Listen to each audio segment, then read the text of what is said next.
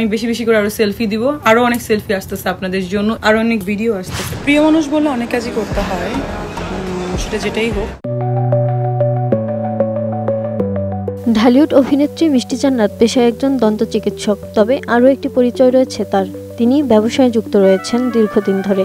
সম্প্রতি দেশে উটের দুধ সরবরাহ করার চিন্তাভাবনা রয়েছে নায়িকার। ব্যক্তিগত কারণে কয়েক মাস ধরে দুবাই অবস্থান করছেন মিষ্টি। সেখানে অবকাশ যাপনের পাশাপাশি কয়েকটি ব্যবসায়ী উদ্যোগও হাতে নিচ্ছেন, যার একটি হলো উটের দুধের ব্যবসা। এ প্রসঙ্গে অভিনেত্রীর কাছে কিছু জানতে চাইলে সংবাদ মাধ্যমে মিষ্টি বলেন, তিনি উটের দুধের চা খান। এই দুধ স্বাস্থ্যের জন্য বেশ ভালো বলেও জানান তিনি, তাই দেশে এই দুধ নিয়ে আসার পরিকল্পনা করছেন নায়িকা। মিষ্টি জান্নাত আরও বলেন, দুবাই থেকে এই দুধ আমদানি করবেন তিনি। এটি যেন সবাই খেতে পারেন, সেজন্য 200 মিলিগ্রামের প্যাকেটও বের করার ইচ্ছে রয়েছে তার। খুব শীঘ্রই এ পণ্য দেশের মাটিতে লঞ্চ করবেন বলে জানিয়েছেন নায়িকা। ব্যবসায়ী উদ্যোগ নেওয়ার পাশাপাশি চিকিৎসা সেবার পরিধি বাড়াতে নিউ ইয়র্কেও দাঁতের একটি ক্লিনিক করার পরিকল্পনা রয়েছে তার। দেশে এই স্বপ্ন পূরণ হওয়ার পর বিদেশের মাটিতেও সে স্বপ্ন পূরণ করতে চান অভিনেত্রী। বেশ কয়েকদিন আগে চিত্রনায়িকা মিষ্টি জান্নাত এবং চিত্রনায়ক শাকিব খান বিমানে একই সাথে ছিলেন এবং এ নিয়ে সামাজিক যোগাযোগ মাধ্যমে বেশ আলোচনাও হয়েছে।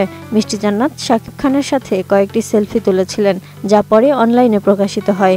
মিষ্টি জান্নাত শাকিব খানের সাথে সেলফি তোলার পর এ নিয়ে নানা আলোচনা শুরু হয়। কেউ কেউ বলেছেন এটি হয়তো তাদের মধ্যে নতুন সম্পর্কের ইঙ্গিত।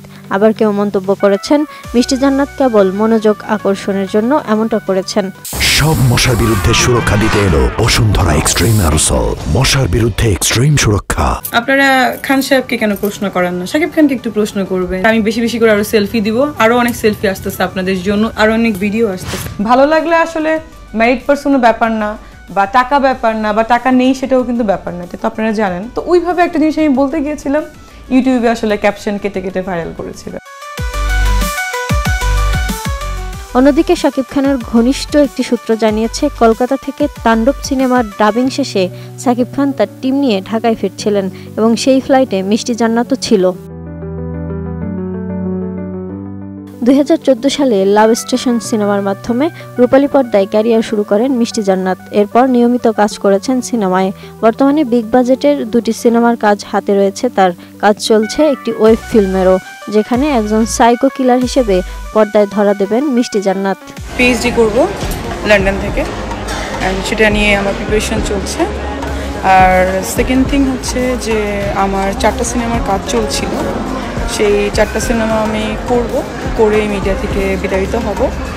এবং এই তো, প্রিয় মানুষ বলে যে কোনো কাজ করতে হয় এবং সেটাকে মাথায় রেখে আমি এই ডিসিশন নিয়েছি।